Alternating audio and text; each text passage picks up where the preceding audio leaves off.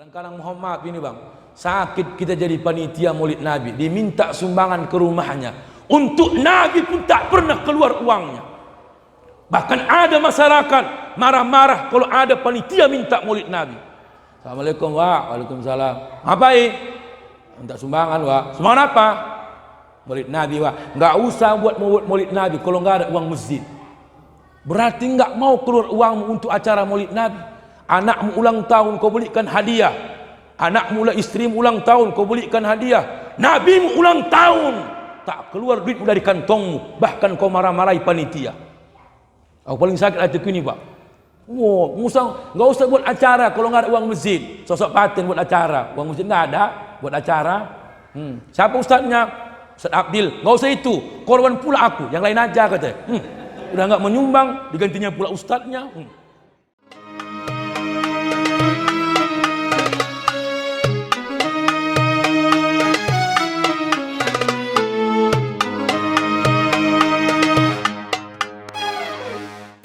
Assalamualaikum warahmatullahi wabarakatuh. Alhamdulillahi rabbil alamin. Wassalatu wassalamu ala sayyidina Muhammadin wa ala alihi wa ashabihi al-karim. Subhanaka la ilma lana illa ma 'allamtana innaka antal alimul hakim. Shadaqallahul azim. Orang tua kami yang kami hormati, bersyukur kita dengan mengucapkan lafaz alhamdulillah. Salawat dan salam kepada junjungan alam Nabi Muhammad Rasulullah sallallahu alaihi wasallam. Allahumma salli ala sayyidina Muhammad wa ala ali sayyidina Muhammad. Mudah-mudahan kita layak menjadi umat yang mendapat syafaat, amin ya rabbal alamin. Bapak Ibu yang saya hormati, banyak orang sekarang memperdebatkan masalah hukum Maulid Nabi. Saya hanya menyampaikan jangan pernah menyalahkan sebelum mencari data dalam kebenaran. Ulama besar bernama Jalaluddin As-Suyuti, hafal Quran 30 juz, hafalan hadisnya ribuan hadis, menulis kitab Husnul Maqasid fi Amalil Maulid. Yang kedua, dalam kitab Adillatus Syar'iyyah fi Zawaj Ihtifalil Maulidil Syarifah yang ditulis al-Imam Syekh Azuddin Husain, halaman 15 sampai 17. Ada 6 yang tak menjadi bid'ah kalau dilakukan dalam maulid Nabi. Pertama, al-mutadamminul ijtima'i li sima'i siratin Nabi. Dikumpulkan orang banyak hanya untuk mendengarkan sirah nabawiyah. Siapa yang salah ini? Penceramahnya. Penceramahnya. Kenapa? Karena kami terlalu banyak menceramahkan maulid Nabi dalam pandangan umum. Tak diceritakan macam mana sebelum lahir, tak diceritakan Nabi Muhammad siapa ibu kandung, siapa kakeknya, siapa neneknya, macam mana ibunya dalam kandungan. Itulah penyakitnya, kami yang kena. Yang kedua, wasamailu atrah, dicontoh kehidupannya sehari-hari. Ini juga kena kita semua. Tiap tahun buat maulid Nabi tak berubah jamaah. Tiap tahun puluhan tahun dibuat maulid Nabi tak juga berubah.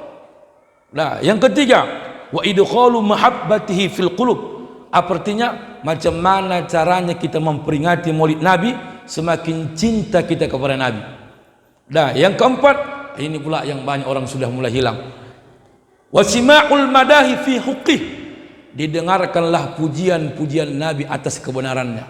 Kita sekarang Pak, dulu Bapak Ibu kalau buat maulid Nabi wajib ada albar-janji minimal 2 najam. Yang kelima, wa it'amut ta'am. Ini juga udah tak ada ini. Memberikan makanan. Kenapa Bapak Ibu? Karena memancing orang biar datang maulid, memang suka ada yang ditunggu dan dinantikan. Itulah makanan. Ada dibuat makan. Kita apa buat di sini Bu? Makanan kita paling tiga ini yang nggak pernah hilang. Setiap maulid Nabi, kue dadar, risol, kue lapis. Ongol-ongol jarang, ongol-ongol jarang. Tolonglah orang Bu. Siapa yang pertama membuat maulid Nabi? Dalam kitab Husnul Maqasid tadi yang ditulis al-Imam Jalaluddin As-Suyuti, Imam Al-Ma'mun, Musaul Irak bagian timur. Macam mana cara dia membuat maulid Nabi? Dikumpulkan orang banyak, dikumpulkan ulama-ulama besar, dibuat makanan serba banyak, dipotong lembu, potong kambing, potong onta, semua dihidangkan. Udah ramai orang kumpul, barulah diceritakan sejarah Nabi. Ulama-ulama dulu. Dah, orang tua kami yang kami hormati, kita Pak Kadang-kadang mohon maaf ini bang, sakit kita jadi panitia maulid Nabi, diminta sumbangan ke rumahnya, untuk Nabi pun tak pernah keluar uangnya. Bahkan ada masyarakat marah-marah kalau ada panitia minta maulid Nabi. Assalamualaikum Wak. Waalaikumsalam. Apa minta sumbangan Wak. Sumbangan apa? Maulid Nabi Wak. Nggak usah buat maulid Nabi kalau nggak ada uang masjid. Berarti nggak mau keluar uang untuk acara maulid Nabi. Anakmu ulang tahun kau belikan hadiah, anakmu lah istrimu ulang tahun kau belikan hadiah, nabimu ulang tahun tak keluar duit dari kantongmu, bahkan kau marah-marahi panitia. Aku paling sakit hatiku ini pak. Nggak usah buat acara kalau nggak ada uang masjid. Sosok paten buat acara, uang masjid nggak ada buat acara. Siapa ustadznya? Ustadz Abdil. Nggak usah itu, korban pula aku, yang lain aja katanya. Udah nggak menyumbang, digantinya pula ustadznya. Jijik kali aku nengoknya itu. Udah.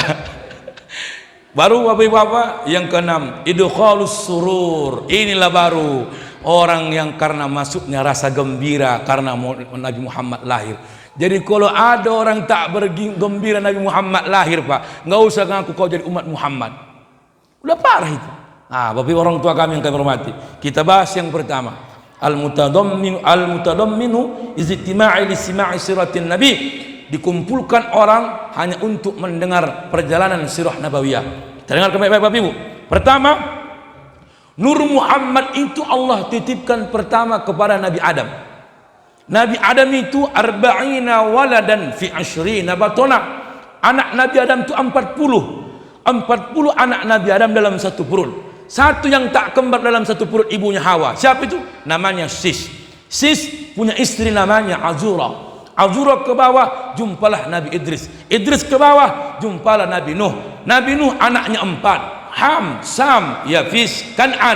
Udah, Kan'an mati diterjang banjir bandang. Yang tinggal 3 anaknya, Ham, Sam, Yafis. Dari Sam ke bawah jumpalah keturunan Ibrahim alaihissalam. Ibrahim punya istri 2. Pertama Siti Sarah, yang kedua Siti Hajar. Siti Sarah lama punya anak. Dalam riwayat disebutkan 87 tahun. Lalu menikahlah dia dengan Siti Hajar. Siti Hajar menikah dengan Ibrahim, punya anak namanya Ismail. Ismail lahir di usia 16 tahun, lahirlah Ishak.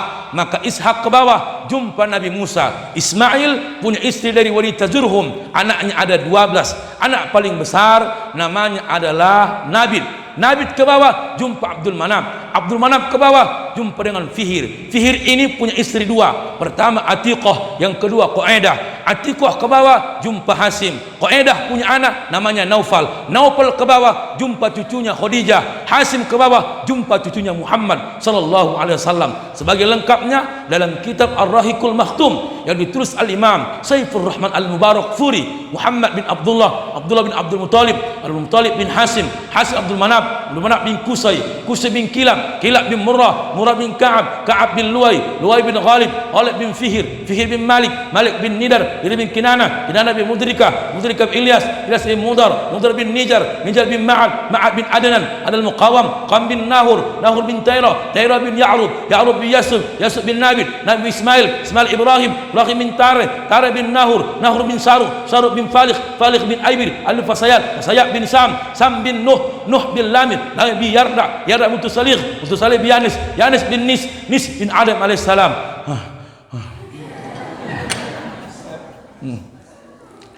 Sis, bukan Nisa, sis ke bawahlah jumpa Nabi kita Muhammad sallallahu alaihi wasallam. Makanya Bapak Ibu, apa pesan Nabi Adam?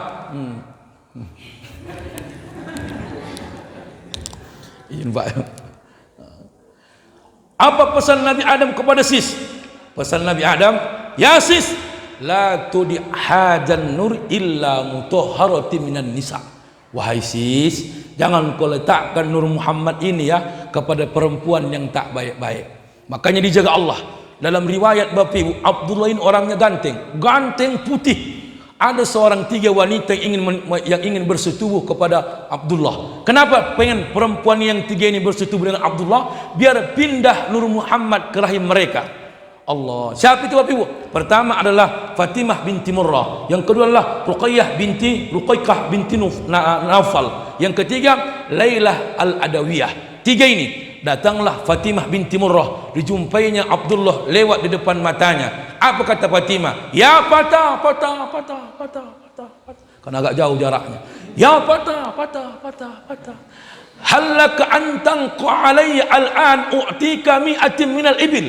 Oh, apa katanya? Wahai anak muda yang tampan, ya, maukah kau bersetubuh denganku? Kalau kau setuju, ku berikan kau hadiah 100 ekor onta. Kenapa, Bu? Karena pengen dia Nur Muhammad tu pindah ke rahimnya. Allah jaga. Maka menikahlah Abdullah dengan Aminah. Begitu menikah Abdullah dengan Aminah, satu hari, kapankah ditiupkan Allah ruh Nur Muhammad ke rahim Aminah? Dalam riwayat disebutkan dalam kitab Ni'matul Kubra yang ditulis Al-Imam Ibnu Hajar Al-Haytami, Nabi Muhammad ditiupkan ruhnya dalam rahim ibunya bulan Rajab malam Jumat. Makanya kalau mau bagus anak, Bu, istilah di situ. Kalau jadi, malam Jumat bulan Rajab. Bapak Ibu, makanya begitu malam Jumat dalam bulan Rajab ditiupkan ruh, hilanglah Nur Muhammad dalam wajah Abdullah. Hilang. Ditanya Fatimah lagi Abdullah yang bertanya balik, wahai Fatimah, kenapa tak kau ajak lagi aku bersetubuh denganmu? Apa kata Fatimah binti Murrah? Karena wajahmu sudah hilang nur yang bercahaya. Semalam kau lewat, masih ada ku tengok wajahmu berseri-seri bercahaya, tapi hari ini kau lewat, tak nampak lagi nur itu. Ternyata udah pindah ke rahim Aminah. 2 bulan dalam kandungan, meninggallah ayah kandungnya Abdullah. Berapa usianya? Riwayat menyebutkan 25 tahun. Meninggal Abdullah dalam usia 2 bulan dalam kandungan, Bu. Macam mana Nabi menghiburnya? Setiap bulan datang malaikat. Setiap bulan datang Nabi. Bulan pertama datang Nabi Adam. Bulan kedua datang Nabi Sis. Bulan ketiga datang Nabi Idris. Bulan yang keempat datang Nabi Nuh. Bulan yang kelima datang Nabi Hud. Bulan yang keenam bulan Ibrahim. Bulan yang ketujuh datang Nabi Ismail. Bulan ke-8 datang Nabi Musa. Bulan ke-9 datanglah Isa alaihissalam. Apa tujuannya? Tiap bulan nabi menjumpai Aminah, memberikan kabar gembira, biar jangan sedih dia. Jangankan para nabi, Bu, malaikat saja bersedih ketika Abdullah meninggal dunia. Malaikat mengatakan kepada Allah, ilahana wa sayyidana anna nabiyyana baqiya yatima. Allah, wahai penghulu kami, kau tinggalkan Nabi kami Muhammad dalam keadaan yatim. Qala lahu, Allah menjawab kepada malaikat, ana hafizul lahu wa nasir. Aku yang menjaganya dan aku yang menolongnya. Jangan kau takut. Walau dia tanpa ayah, tapi aku yang menolongnya. Itulah jawaban Allah. Makanya Bapak Ibu hamil dalam kandungan ibunya Aminah, ada doa diajarkan Jibril. Tolong hafal doa ini, Bu. Ingat Bu ya. U'izuhu bil wahid min syarri kulli hasid. Ayo, Bu. U'izuhu bil wahid. Ayo, Bu. Oh Tuhanku, takut dia kalau dibaca langsung hamil malam. Enggak pala langsung hamil ibu itu. Kalaupun ibu tak hamil, anak ibu yang lagi hamil dibaca doa ini. Kenapa Ustaz? Karena banyak udah sejarah, ada kan orang hamil perempuan, bukan 3 bulan tiba-tiba kempes. Banyak kejadian begitu. 4 bulan dalam kandungan hilang janinnya, kempes perutnya, diambil jin kata orang. Maka baca doa ini. Ayo, Bu. Bismillahirrahmanirrahim. Ayo. U'ijuhu bil wahid min syarri kulli hasid. Sekali, Bu, ayo. Bismillahirrahmanirrahim. Ini bagus doanya ini, Bu. Ayo. Ini jelas ada sejarahnya doanya ini. Dalam semua kitab-kitab sirah nabawiyah disebutkan doanya ini. Ayo, Bu. U'izuhu bil wahid min syarri kulli hasid. Yuk baca itu, bukan? Kenapa Bapak Ibu? Karena ketika Muhammad Aminah dalam kandungannya, bahwasanya Aminah tak merasakan apa mual, tak merasakan capek, tak merasakan sakit. Omak-omak biasa Nengok laki mual, dikasih uang goceng mual, dikasih uang cepet enggak mual. Nampaknya anak dalam kandungan anak matre itu. Ya, cuman hargai Pak. Ada hargai perempuan nih. Ada 5 air yang tak bisa dibalas dari seorang wanita. Pertama, air ketuban ketika melahirkan antara nyawa taruhan. Betul nggak Bu? Allah, udah mau buka kan? Buka 2, mulai tergolek lawak tuh. Allah, Allahu Akbar. Tarik Bu, tarik. Tahan. Tekan. Tekan, bukan ditahan, tekan. Tekan. Buka 5. Buka 7. Enggak terbuka, balik lagi. Coba. Setengah mati.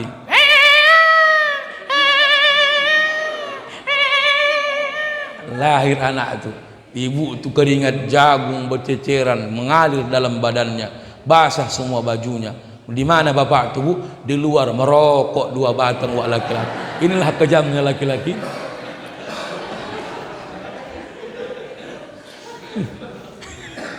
Setengah mati ibu itu melahirkan, lakinya merokok 2 batang.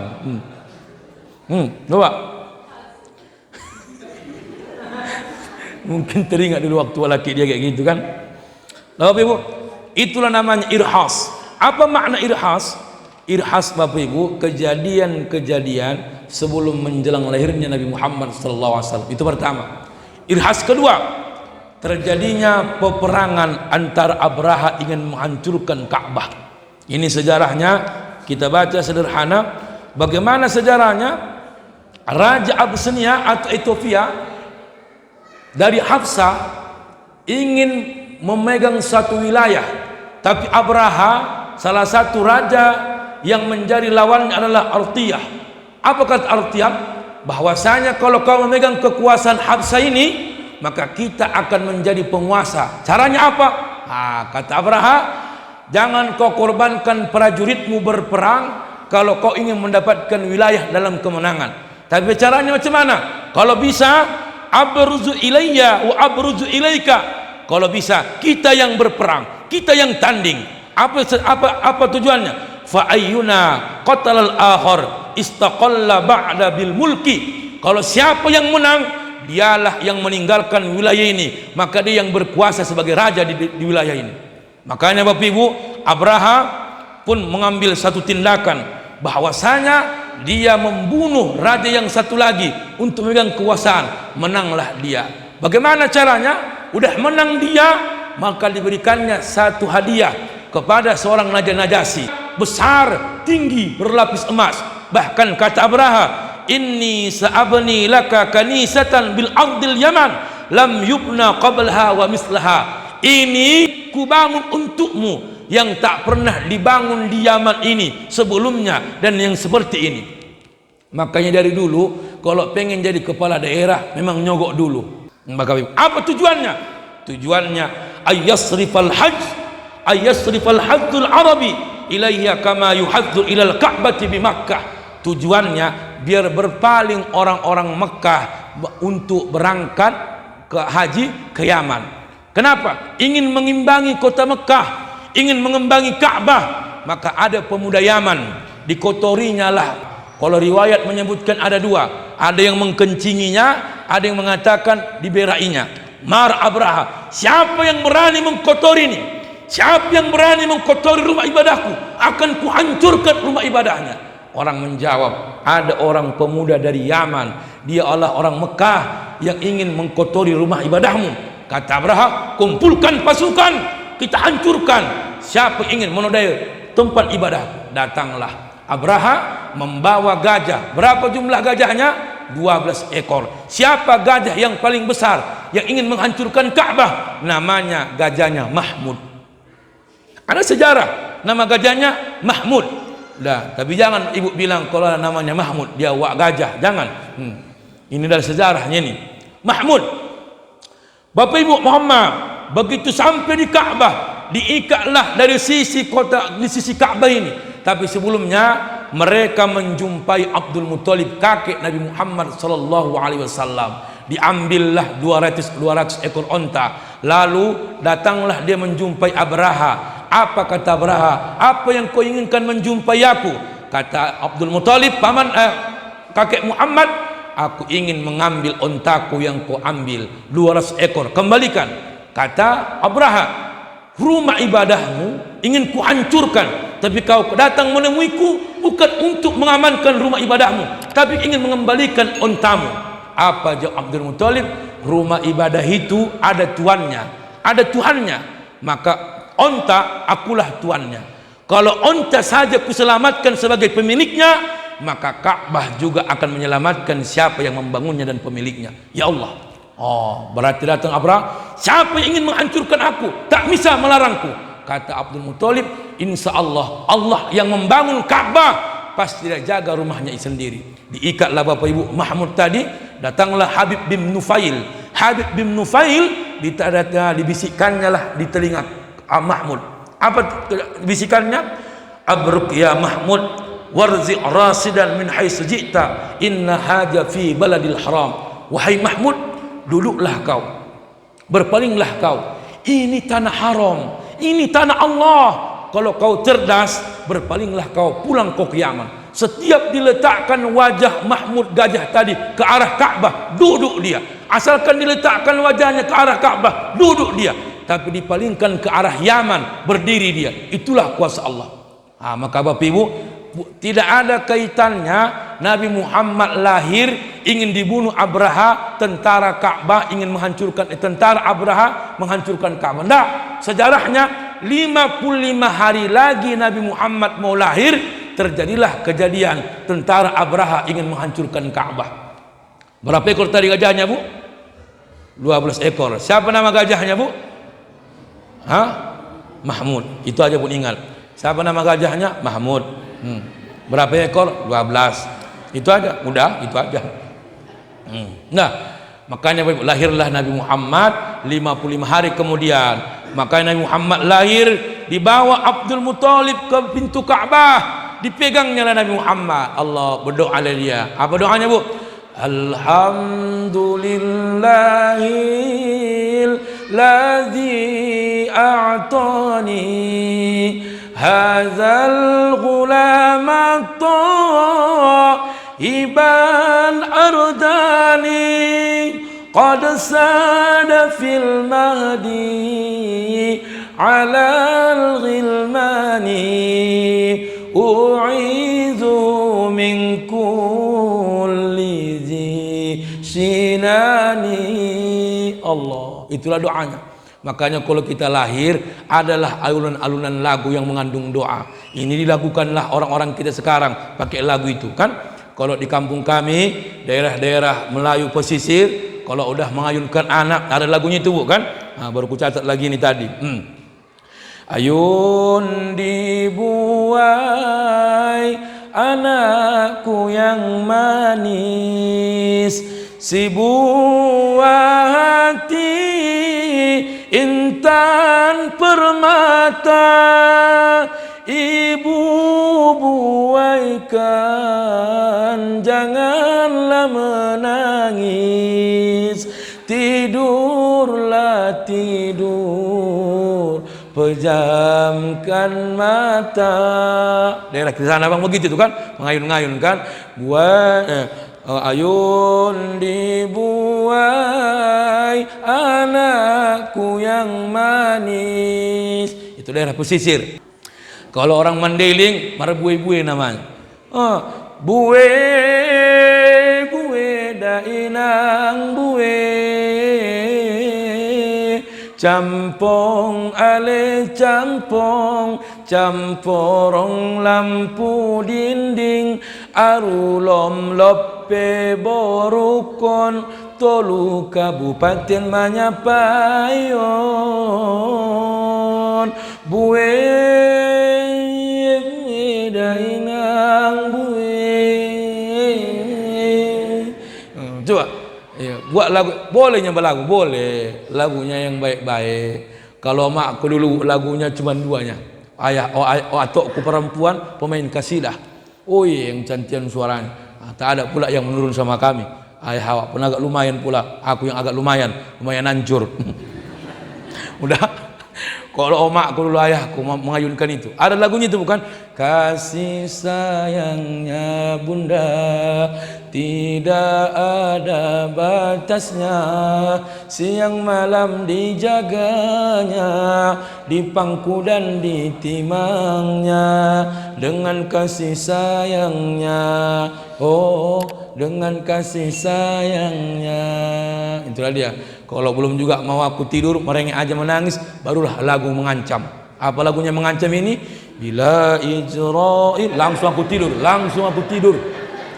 Kenapa? Orang baru lahir lagi pula udah datang Ijrail. Apa nggak ngeri? Dah, Bapak Ibu, lahir Nabi Muhammad, dibuatlah namanya Muhammad. Ingat Bapak Ibu, sejarahnya ini.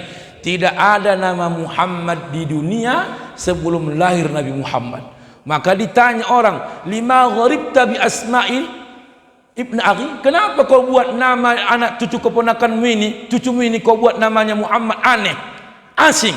Apa kata Abdul Muthalib?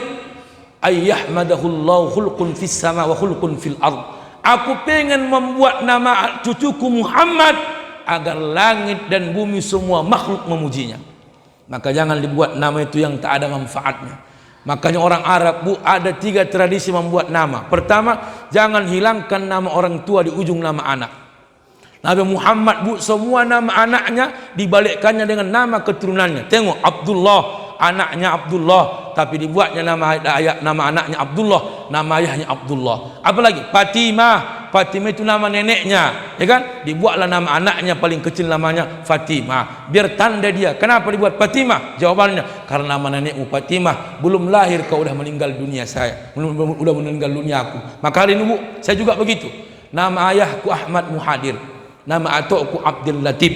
Nah, ayah atukku meninggal waktu lajang lagi ayahku. Dibilangnya, Dir, iya ya, nanti kalau punya anak kau nak, buatlah nama anakmu di ujung nama aku yuk, atau dipangkal namanya, biar ingat dia siapa atuknya walaupun tak pernah jumpa dengan sama aku. Dibuatlah, menikahlah ayahku dengan mamaku, lahirlah aku Bapak Ibu. Dibuatlah nama aku karena aku anak paling pertama. Abdilnya nama atukku, Muhadirnya nama ayahku. Maka nama ayahku dan atukku ada dalam jiwaku walaupun dia tak pernah kulihat wajahnya. Dia asal cocok sambungannya. Abdul Muhadir, hamba yang selalu hadir walaupun sering terlambat, yang penting hadir. Abdul Muhadir. Udah. Ada nama juga yang tak bagus disambung-sambung. Ada.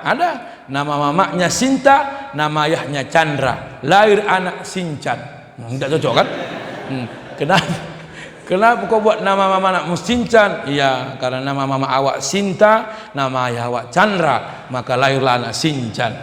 Kau siapa namanya? Nama ayah awak Mahmud, nama mama awak Mardia. Siapa namamu? Marmud. Makanya tiap hari makan kangkung.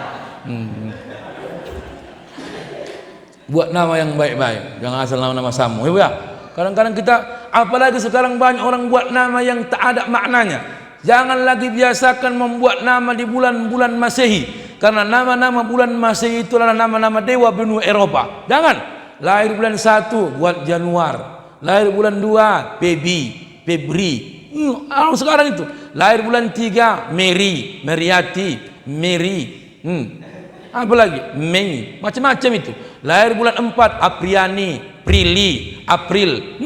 Lahir bulan 5 Meme, yang kawan Pinipin, si Meme itu, yang kawan-kawan Sawang Saleh, yang Bang Saleh, karena orang tua Bang Saleh, Kak Ros, Atok, baru Dalang, baru si Meme. Si Meme ini bulan 5 lahir ini, udah ku tengok di Google. Udah, lahir bulan 6 Juni, lahir bulan 7 Juli, lahir bulan 10 Agustus, lahir bulan 11 Nopi, lahir bulan 12 Desi. Semua nama-nama bulan Masehi. Jadi kalau manggil anaknya makan, sekali aja panggilannya. Kalender makan 12 dari Januari sama si Desi. Kan 12 bulan, kalender lah. Buat nama yang baik. Ya kan? Nurdin, cahaya agama. Ya kan? Bagus itu Bapak Ibu kan? Cahaya agama. Ada.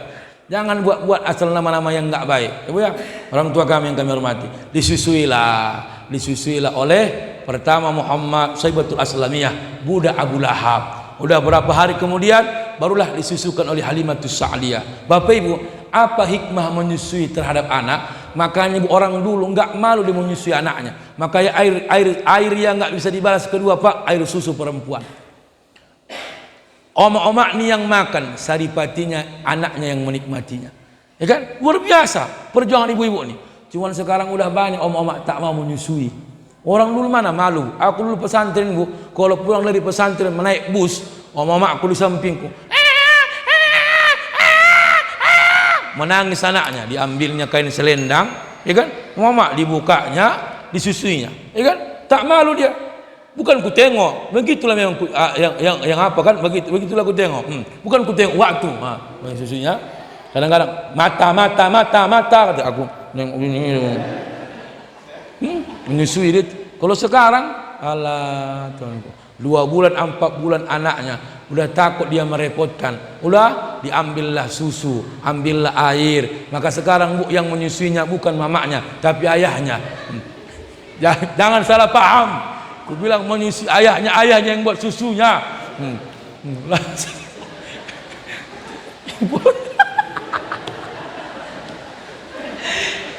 Jangan salah paham Ibu, yang membuat susunya ayahnya. Coba Bang, buat susu lah Bang, 2 garis Bang, ya 2 garis. Jangan pernah sekali. Dia buat. Siapa yang menyusui? Ayahnya. Itu maksudku. Yang lain pikiran Ibu. Udah lupa aku jangan gara-gara susul ini. Mana? Udah. Orang tua kami yang kami hormati. Nah, dari susu Nabi Muhammad berapa lamanya? Riwayat mengatakan 2 tahun. Lama betul.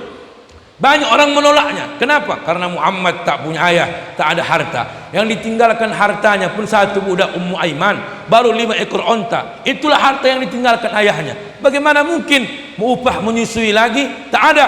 Maka orang semua menolaknya. Halimatus Sa'diyah mengambilnya. Begitu diletakkan Nabi Muhammad di pahanya, ingin disusui, tapi kudrat Allah, kuasa Allah, begitu diletakkan Nabi Muhammad di susu sebelah kiri, Muhammad tak mau menyusui. Bahkan air susu Halimatus Sa'diyah tak keluar. Begitu diletakkan sebelah kanan, keluar langsung. Apa maknanya? Allah jaga tempat Muhammad. Kau tak layak meminum sebelah kiri, kau layak minum sebelah kanan. Diletakkan Muhammad sebelah kanan, barulah diletakkan anak kandungnya sebelah Halimah sebelah kiri, mengalir air susunya dua-dua. Itulah Bu, orang yang menyantuni anak yatim, orang yang mengayomi anak yatim, Allah berikan keberkahan dalam hidupnya.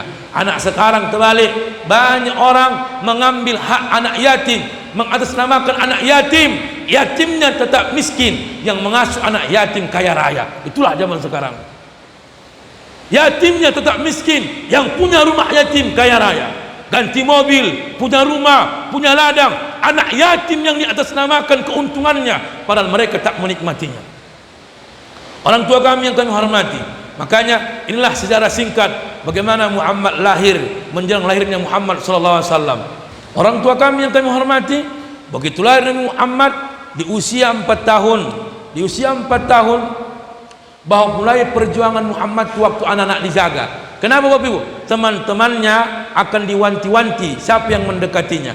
Ketika itu oleh yang dilihat Halimatus Sa'diyah, hilang Nabi Muhammad. Disitulah terjadi pembelahan pertama Nabi Muhammad. Dadanya dibelah, diambillah kotoran-kotoran dalam hatinya, sifat-sifat yang tak layak dalam diri seorang Nabi diambil di usia anak-anak. Maka Nabi Muhammad dibelah dadanya dalam 3 kali. Salah satunya menjelang dia selesai disusukan oleh Halimatus Sa'diyah. Takutlah Halimatus Sa'diyah, barulah diantarkannya kepada ibu kandungnya. Usia 6 tahun meninggal ibunya, usia 8 tahun meninggal kakeknya. Udah meninggal kakeknya, barulah diasuh oleh paman kandungnya namanya Abu Thalib. Di usia remaja, apa kerja Nabi Muhammad?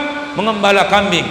Apa hikmahnya? Mengembala kambing hikmahnya ada 3. Pertama, mengajarkan kesabaran setiap kambing yang dia ayong. Tengok kambingmu, oh kambing ni payah diatur, kalau enggak kenyang enggak mau diam. Begitulah sifat Muhammad, sifat Nabi, sifat umat Nabi Muhammad. Umat Nabi Muhammad ni kalau masih lapar berkeluar kemana-mana. Kalau masih lapar apapun digadikannya. Makanya kambing kalau dibuat kenyang, kalau kenyang dia diam, kalau lapar dia ngembek. Begitulah karakter umat Muhammad. Yang kedua, kambing ini orangnya modelnya adalah suka berpecah-pecah. Begitulah umat Muhammad hari ini, model kambing.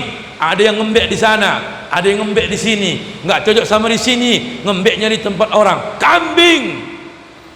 Jadi kalau ada orang tukang kompor, kambing itu. Nah, jadi kalau ada orang laga-laga, kambing. Kambing itu begitu bu, ditanduknya orang, tapi ditanduk nggak mau. Maka sekarang banyak juga umat Muhammad, nanduk orang mau, tapi ditanduk tak mau. Kambing. Nah, ada begitu. Ah, udah. Orang tua kami yang kami hormati. Yang selanjutnya, apa sifat kambing? Sifat kambing ini juga, Muhammad Buya, dia pasti meninggalkan anaknya kalau dia memikirkan dirinya sendiri. Maka sekarang juga banyak orang sekarang begitu bu, takut dia anaknya untuk tanggung jawabnya ditinggalkannya. Balaga aku sama suara hujan ini. Maka Bapak Ibu, mudah-mudahan apa yang disampaikan ini bermanfaat untuk diri saya dan kita semua. Mudah-mudahan bisa kita mengambil hikmah perjalanan Muhammad begitu mau lahir sampai lahir. Tak sempat kita bahas apa sifat-sifat Muhammad yang layak kita bicarakan. Mudah-mudahan ini juga bermanfaat bagaimana kita memperingati menyambutnya lahir Muhammad sallallahu alaihi wasallam. Allahu a'lam bissawab. Assalamualaikum warahmatullahi wabarakatuh.